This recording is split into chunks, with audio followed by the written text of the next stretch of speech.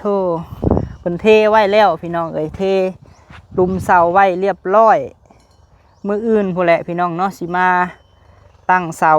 ช่วงตอนเช้าๆมื้องามยามดีพี่น้องเอ้ยวันอาทิตย์คอมเมนต์บอกบ่าวพะมีอีกในเด้อพี่น้องเอ้ยความสูงของแอวเฮือนเนาะพี่น้องเนาะที่ว่าเพิ่นก่อแอวนี่เอาสูงประมาณเท่าใดพี่น้องเอ้ยเพราะว่าบ่าวพะมีว่าสิเอาประมาณเท่าใด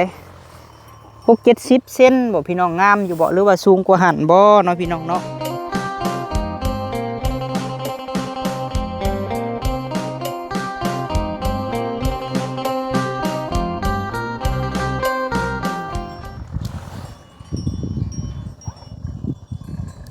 โดยกับทักไทยสบายดีผมเป็นพี่น้องสบายดีป้าลุง FC ที่หักแพงช่องบ่าวพะมีชาแนลเด้อพี่น้องเอ้ยเนาะพบพ่อกันช่วงค่อยค่ำยำแรงอีกแล้วพี่น้องเอ้ยเนาะเอาก่อนเฮาสิเปิดคลิปพี่น้องเอ้ยเมาแต่เฮ็ดหันเฮ็ดนี่เลี้ยวมาบัดนี้พี่น้องเอ้ยสร้างรถกับทีมงาน3คนหายแวบพี่น้องเอ้ยไวเกินคาดขนาดเนาะทีมงานสร้างรถพี่น้องเอ้ยขุดคุมเรียบร้อยเทไว้พี่น้องเอ้ยจึงได้มืออื่นก็มาเป็นกำลังใจให้ลูกชายผู้นี้เนาะหรือว่าน้องชายผู้นี้เนี่ยเด้อแม่FC เอ้ยอ้ายแม่ป้าพ่อลุงเนาะจะอยู่ฝั่งไทยหรือว่าต่างประเทศหรือว่าอยู่ไสก็แล้วแต่พี่น้องเอ้ยเข้ามาแล้วก็อย่าลืมกดไลค์กดแชร์ให้บ่าวพะมีแน่เนาะพี่น้องเนาะมื้ออื่นตอนเช้าพี่น้องเอ้ยหมอสูตรมาประมาณ6-7 โมงเพราะว่า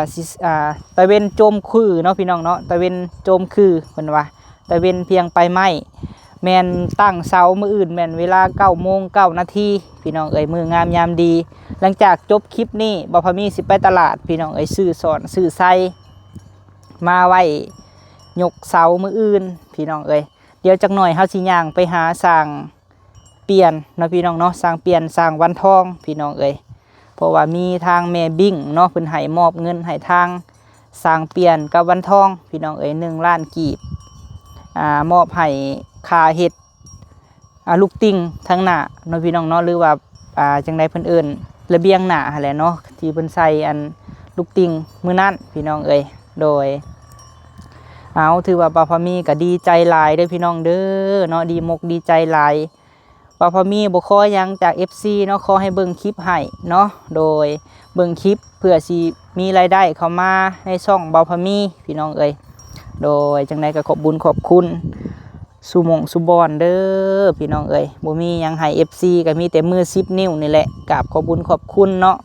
ไผเบิ่งคลิปให้บ่าวพะมีก็ขอให้โชคมานร่ำรวยเด้อเนาะพบพ่อแต่สิ่งดีๆเข้ามาบ่ว่าท่านจะเฮ็ดธุรกิจการงานค้าขายอันใดก็ขอให้เจ้าร่ำเจ้ารวยเนาะเป็นห่มโพห่มไส้ให้ลูกให้หลานเด้อพ่อแม่ป้าลุงเอ้ยเนาะโดยคอยหักน้อยๆแต่หักนานๆพี่น้องเอ้ยโดยไปซะพี่น้องเอ้ยเนาะเดี๋ยวเลาะเบิ่งก่อนให้สร้างเฮ็ดไวเกินพี่น้องเอ้ยโอ้ทีมงานเพิ่นนี่เฮ็ดคักอีหลีพี่น้องเอ้ยทั้งไวแล้วก็ทั้งอันแล้วไวพี่น้องเอ้ยเนาะนี่เปิดภาพมาเรียบร้อยพี่น้องเอ้ยช่วงค่ำเนาะว้าโธ่เพิ่นเทไว้แล้วพี่น้องเอ้ยเทลุมเสาไว้เรียบร้อยมื้ออื่นพู้นแหละพี่น้องเนาะสิมาตั้งเสาช่วงตอนเช้าๆมื้องามยามดีพี่น้องเอ้ยวันอาทิตย์เนาะ11 ค่ำเพิ่นเทไว้แล้วเลยหรือว่ารวดเร็วทันใจคักอยู่พี่น้องเอ้ย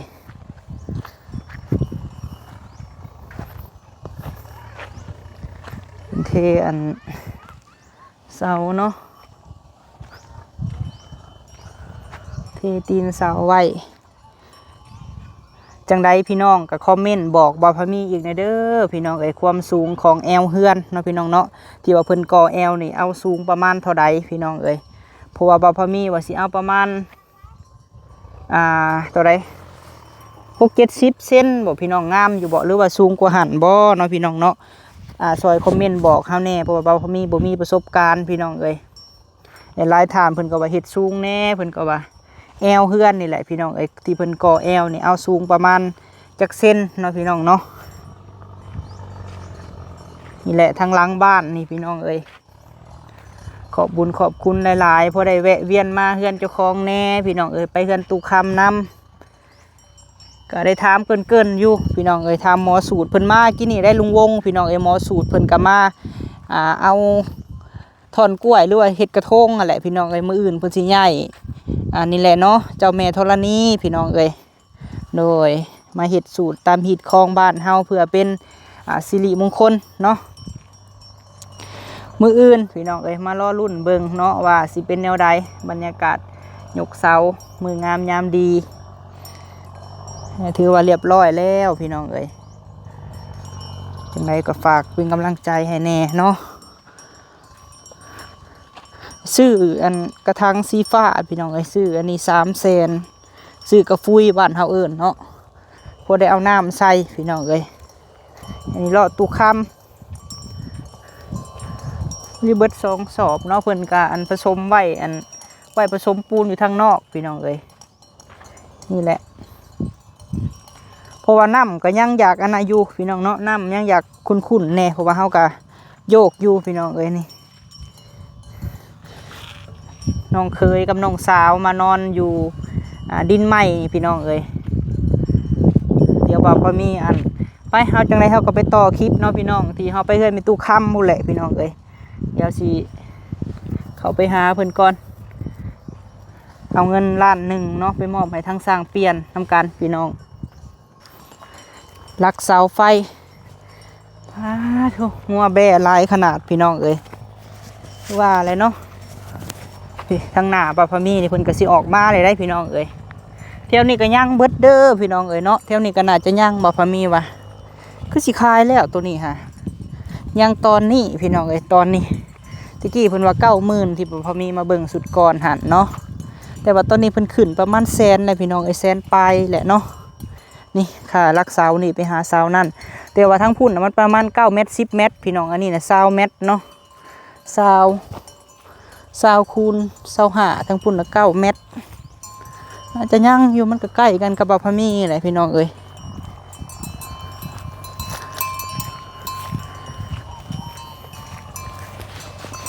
พื้นเสาลาตีผลได้ยังบ่ได้แก่เมื่อซ้ำเนาะเข้าไปหาสร้างก่อนมันใกล้พี่น้องพอได้ย่างหยดไปหยดมาเท่านี้แหละโอ้โหยังสิทางอยู่ได้เนาะไปเฮือนมีตู้คำนี่บางเถื่อพอได้ย่างเข้มพี่น้องย่างเลาะหากันโอ้ทางนี้ก็กว้างขนาดพี่น้องดินเนาะเป็นซื้อไว้ใกล้ลังเฮือนบ่พะมีนี่มาหน้านี่ก็เป็นเฮือนแม่บิ้งเนาะพี่น้องเนาะแม่บิ้งพอเพชรแหละ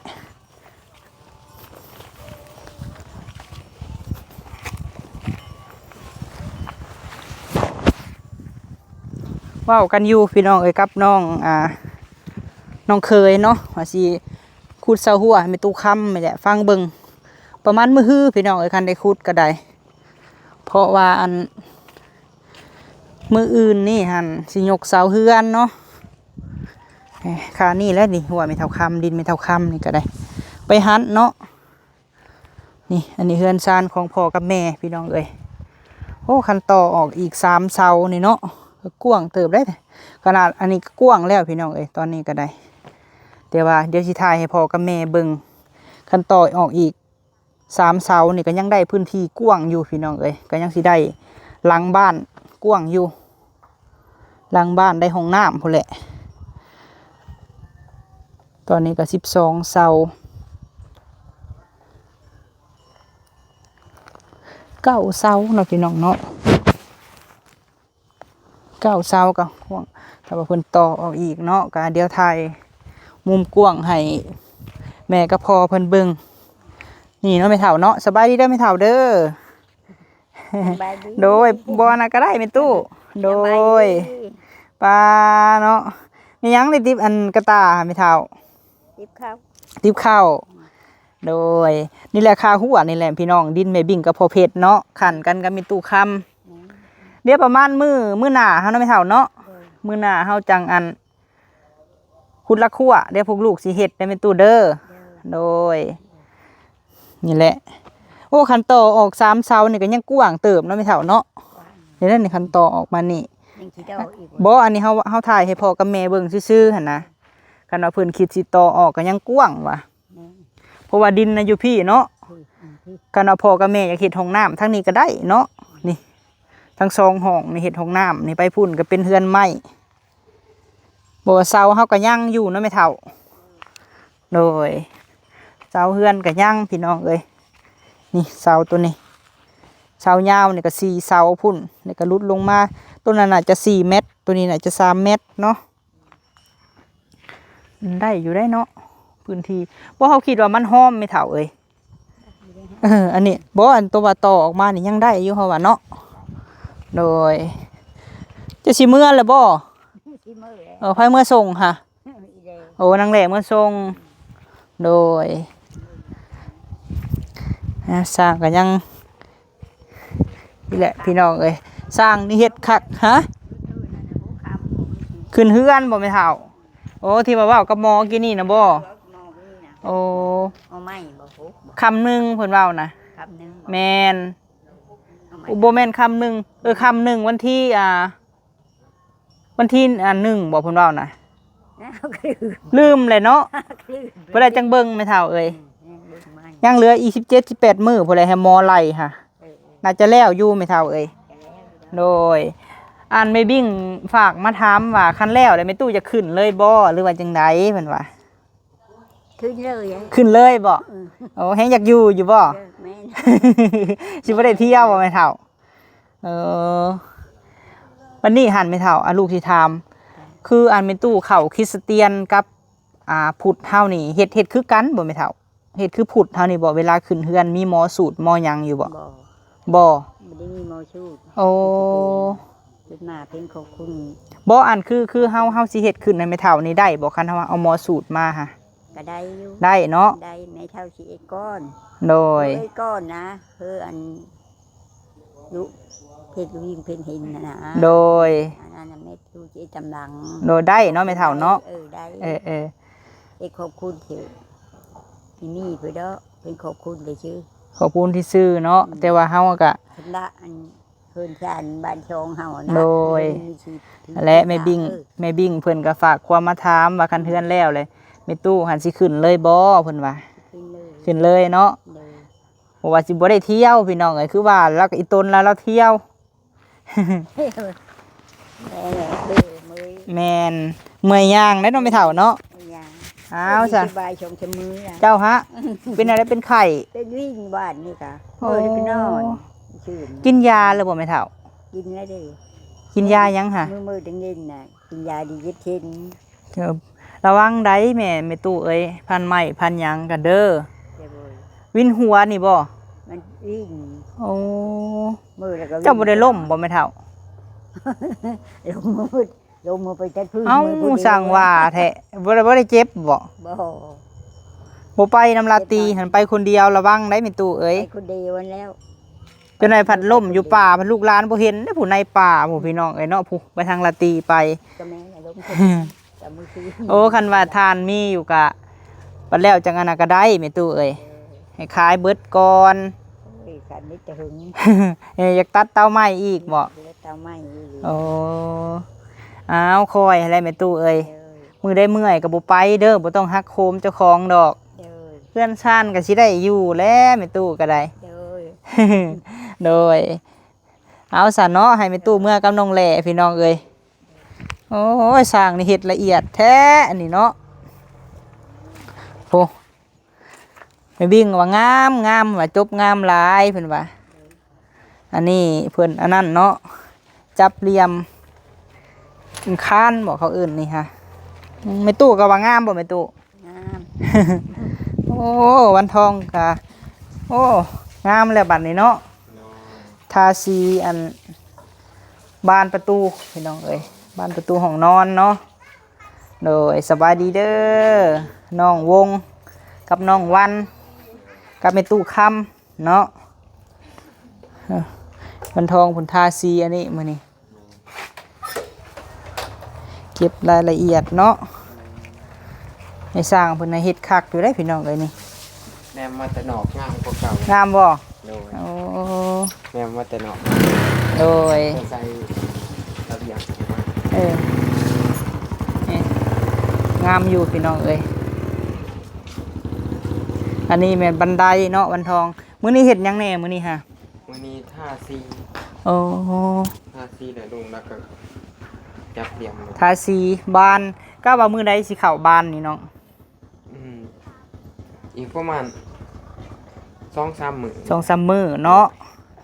โดยคือว่าได้สร้าง2คนพี่น้องเอ้ยมันก็เฮ็ดคักอยู่ได้สร้างเปลี่ยนก็ได้ ผู้ใหญ่เพิ่นยังว่าคอมเมนต์ว่างามอยู่พี่น้องเอ้ยเพิ่นใส่อีหยังเพิ่นเอิ้นภาษาไทยนี่ อย่าง ลูกติ่งบ่ ลูกติ้ง บ้านเฮานี่เอิ้นอีหยังลูกติ่งเนาะ โน่เป็นลูกติ้ง เออกินข้าวกันยังมื้อนี่ มกเพ่นนี่มันเฒ่าแล้วเอากุ้งมาโตสาวลาตีเอาให้ โอ้ ต้องไปใส่อันนั้นโง่น้ำบ่าวครับ โดยเอาถือว่ายับหมอจอจันมื้อนี้ก็ลมน้ำหมอเพิ่นแต่บ่ได้ถ่ายคลิปดอกถามเพิ่นเกินๆเบิ่งวันทองเอ้ยเพิ่นกาพัดให้เบิ่งเด้อเดี๋ยวจังหน่อยจังสิเบิ่งใหม่เนาะน่าจะประมาณวันที่1 30บ่ แมน30เป็นโครงกับมือ10คำนี่แหละ แม่นบ่ โดย โปะคำหนึ่งไหนสร้างแก้วขึ้นสู่โฮงคำคอยให้ไล่แล้วให้เราไล่เบิ่งหั่นนะแต่กับบ่ทันนัดมือเพิ่นดอกพี่น้องเอ้ยมีแต่ถามไว้ลองเบิ่งดูค่ะเป็นเดือนธันวานี่เด้อ เป็นธันวา โดย คือเป็นเดือนสิมาพุ่นแหละนะมื้อนี้ก็วันที่เท่าไรแล้วมื้อนี้ฮะวันที่15เลยวันที่1ได้ไล่เบิ่งดูวันที่1วันที่1มันตกคือวันที่6 เบิ่งดูเบิ่งวันเสาร์เนาะพระจิก12ธันวาตัวค่อยไล่เบิ่งเด้อเบิ่งก่อนใส่ นี่ฮะเพิ่น เดี๋ยวจับไว้เดี๋ยวค่อยหยุดกล้องเบิ่งก่อน หากคนใส่นี่ นี่เด้อนี่เบิ่งดูค่ะ แก้วหักได้ 10วันที่10วันที่1เนาะวันจันทร์พี่น้องเอ้ยวันที่1วันจันทร์ขึ้น11ค่ำเนาะแม่นบ่ แม่น มันถึกวันจันทร์เบิ่งเด้อ นี่วันที่ ใส่ นี่กลายแล้วสิวันที่1 ตัวค่อยไล่เบิ่ง13มันมีแต่มือดีมืองามมีตั้งแต่วันที่1กับวันที่31 2 มื้อในเดือนในปีนี้ โดยนี่ที่31เพิ่นก็ว่ามือดี เห็นพี่น้องเอ้ยเนาะวันเสาร์วันที่6ธันวาพี่น้องเอ้ยเดือนสิมานี่แหละ โดย แต่ว่ามื้อนี้ก็วันที่15แล้วเนาะ แม่น เป็นมื้องามพี่น้องเอ้ยมื้อวันแฮมค่ำหนึงวันเสาร์สร้างแก้วขึ้นสู่โฮงค่ำเพิ่นว่า แม่น อันนี้ให้หมอไล่ โดย โดยสบายดีเด้อสั่งเปลี่ยนเด้อฮักอาบน้ำแล้วโอ้เธอโดยบ่อาบก็หอมอยู่นะเนาะ ใส่สูตรก็อาบน้ำคู่มือได้พี่น้องเอ้ยโดยแม่วิ่งว่างามหลายเด้อเพิ่นว่าอันลูกติ่งทั้งหน้าลูกติ่งบ่เพิ่นเอิ้นหรืออีหยังก็ แม่ลูกติง ลูกติ่ง ติง กะว่าอันประมาณเบิ่งเด้อแต่ก็บ่ได้เร่งดอกแต่ถามไว้เนาะ โดย 10มื้อสิแล้วอยู่บ่ น่าจะ 10ปลาย เพราะว่าสิเพราะมันแล้วซุ่มนี้เบิดแล้วก็สิเร่งเขาประตู โอ้ เร่งเขาประตูเฮาสิเร่งเรื่องนี้ ตัวนี้ก็